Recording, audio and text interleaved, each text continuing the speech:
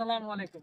আমি এখন যেখানে আছি আ বাগেরহাট জাদুঘর। আজকে আপনাদেরকে দেখানোর চেষ্টা করব এই বাগেরহাট জাদুঘরের ভিতরে কোন জিনিসটা সংরক্ষিত আছে। তাহলে আপনারা এই ভিডিও দেখতে থাকুন সম্পূর্ণটা।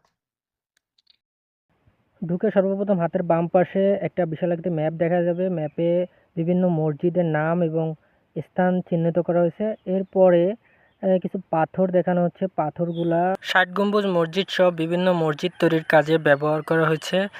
এই পাথরগুলো বিভিন্ন নকশা করা এবং এই যে যন্ত্রপাতিগুলো এগুলো তৎকালীন সময়ে হযরত খাজা খান জাহান আলীর ব্যবহার্য যন্ত্রাংশগুলো ছিল।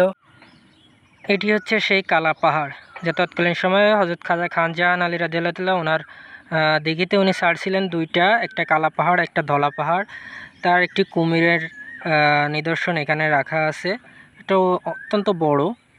এখানে খান জাহান আলী রাদিয়াল্লাহু তাআলা বসতভিটার কিছু প্রত্নতাত্ত্বিক খনন নিদর্শন দেখানো হয়েছে, কিছু ছবি রয়েছে এবং এখানে কিছু থালা প্লেট যেগুলো আর কি, যেগুলো খান জাহান আলী রাদিয়াল্লাহু তাআলা ব্যবহার করতেন। এখানে মাটির কিছু পেয়ালা রয়েছে যেগুলো দিয়ে পানি ব্যবহার করা হতো।